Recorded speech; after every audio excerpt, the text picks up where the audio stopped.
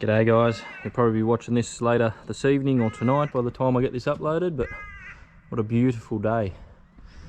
I did promise you I'll try my best to get a Sunday vlog going. I've just removed some fencing, temporary fencing we had up for another dog that was here.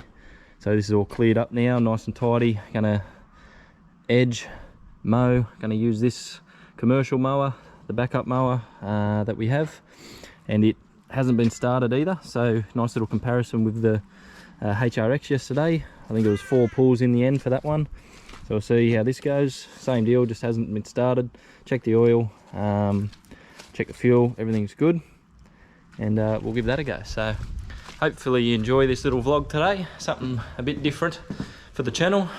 Be good to see when it goes from bright to dark just there too. Got some different angles we're going to be getting too, so probably 2 videos ago had this thing going, so just trial and error, getting used to how this all operates and works. But it's a cheaper camera, so I don't mind having it on the end of something like this, and when you're flinging rocks and debris, I'm not too concerned about a $100 camera. Same with this one, it can be out in the weather a bit more as well, just like the GoPro, and has that dual screen, so it'll be getting most of the footage of the actual work. This will be set up on a different angle, and then we'll just have some fun with it. Got to use that thing later, see how dry it is out here on the back paddock. I'm not holding my breath, but just get something a bit tidied up. Up here can all be brush cut, I can at least do that, and I'll let it all in there dry out a bit more before I brush cut through that wet area over the top there. Sorry, you couldn't even see it. Doesn't really need doing, it's just to give everything a run, which is what I wanted to mention. All these tools that are hanging here typically sit here for a while, so where I do odd jobs at home, I like to keep them getting used, obviously, and just you don't want to leave your equipment sitting for too long. So without further ado guys, let's get into it, eh? Talk to you soon, bye. So it's good, it's got the anti-shake on that as well. Alright, we should be good to rock and roll. Now I'm going to treat this the same as if that fence, you can see where it's long along there. So I'm going to treat it as if there was still a fence there, and do the same pattern that I normally would with the snipper, and you'll see the direction in which I go. So always fling the debris away from you or away from where you're working. Don't fling it in towards buildings or in towards garden beds. You see a lot of people doing it like that. Definitely not the right way in my opinion. Not the safest, not the neatest. Just everything about it just isn't right. You've got to be flinging that debris into the centre where you're going to collect it with the mower. That just it should be a no-brainer, but you can't tell some people, so just something to keep a lookout for. You can't always do that, but where you can, try and keep going the right way. I'll try and always have some hints and tips along the way for you when we're doing these. So just button's feeling a little bit dicky, so look at that later.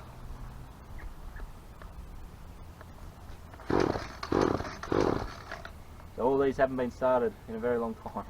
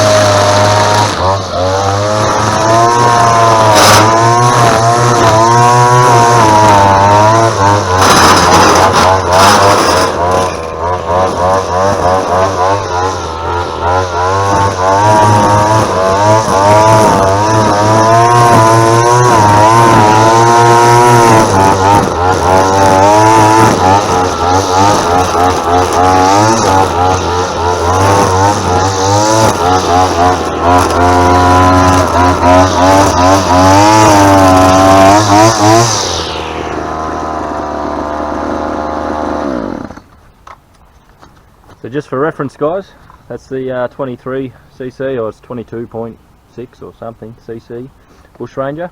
So it's really Maruyama, however you want to say that. Maruyama. I just say Maruyama, and it's a Japanese built engine. Solid little machine, but as you can see, very tiny, and definitely underpowered.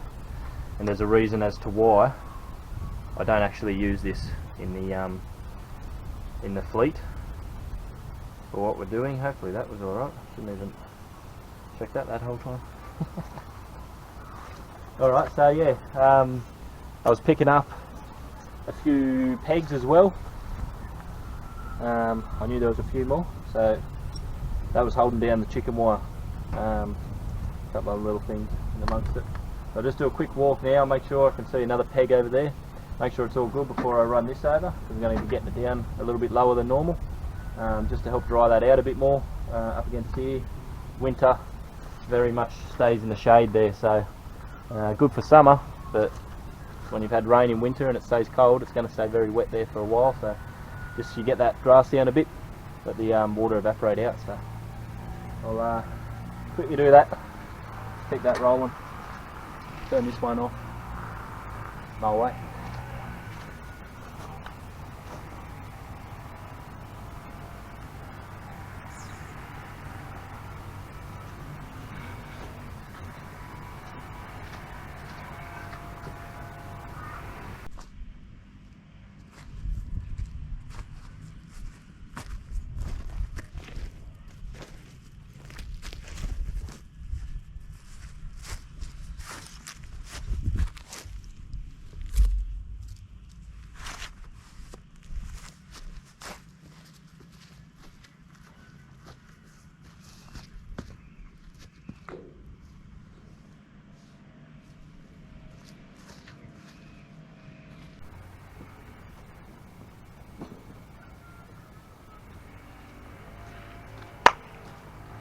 Alright, let's see how this goes. First couple of pulls, we'll see how it works. There's one. There's two. Three, going to be four again. Maybe five for the big conversion.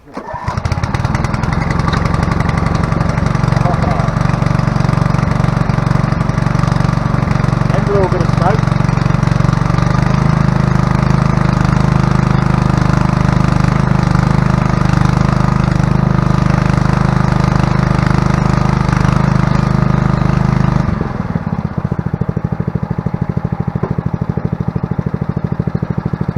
Taking it down to 2 inches on this, see how it goes, see how it looks. Oh.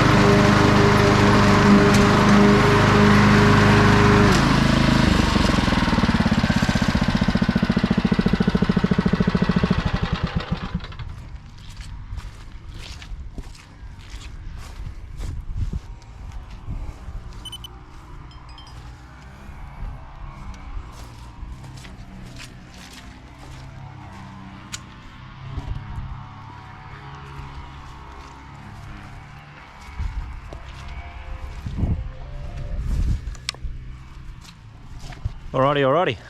So as you can see, it's not the greatest of quality. The blades aren't perfect, but they're not dull. And this is the reason why I really went off Honda mulching mowers and went to the straight pure mulching of the Husky and the Time Master. When I had that, I found mulched a lot better, a lot cleaner. So this part just through here has had two passes, maybe even 3. The other line, just the one, and there's just a few stragglers left. And I even had to reach down and pull out a few. It just doesn't get the lift. So for things like this, and you got weeds in amongst your lawns, that doesn't quite lift them up. Now, a lot of mowers are going to struggle with that, I understand. But I just know by feel and the amount of lawns that I've done, these Honda mowers at mulching aren't always the greatest. And that's nothing against them, as far as, of course, I've got plenty of them. I do love them. It's just when you know it's an overgrown lawn, that typically isn't the one I go for. I'd prefer that HRX any day of the week for mulching capabilities and for longer lawns. For just a regular visit, or if it was a homeowner using them, but that's the thing, it's a commercial unit. You want to be able to take it to any job and expect it to perform as well as a premium, because that's a premium residential, that's not even a commercial. But it's got the 200cc engine on it, bigger engine, more power, straight away you're going to mulch better. And it's just the way it works. So, but then again, 160, same size engine, but only a residential engine on this Husky. Even though it's a commercial mower, that's a residential engine, the GCV, and then the other one, GXV, whatever they're called, GXC possibly. Should know that, shouldn't I? It'll say it on the other one out here. But it's, yeah, it's something I've really noticed with them Honda mowers. And then, like I said just before on the video, on the other camera there, the BUSHRANGER, same deal, a bit underpowered. So yeah, GXV, that's what we're looking at. But again, that engine will last forever. But I prefer quality of cut and to go through an engine or a mower, sorry, every couple of seasons. 3 seasons, if you get out of a mower, that'll be sufficient. And you just want to turn up, rock and roll. You don't want to have to double cut, and especially something being that heavy, because that HRX is a lot lighter. I think that's a big bonus. So we'll leave it there, guys. Thanks for watching this one. Nice and quick, hopefully. I'll see how I go with the editing. And I might get out here later. I'll see how I go. I'll go get that BUSHRANGER now. And same deal, I'll try and run it out of fuel, so I'm not just sitting fuel in the machines, and just run it dead where possible. As you can see, like this 4-stroke gets used on and off a bit more than even the bushy. And yeah, this one should really get into something with that to get rid of that fuel. Just you don't want anything sitting for too long at all, like I said at the beginning of the video. So enjoy your week, guys. Thanks for watching. See you tomorrow. Bye.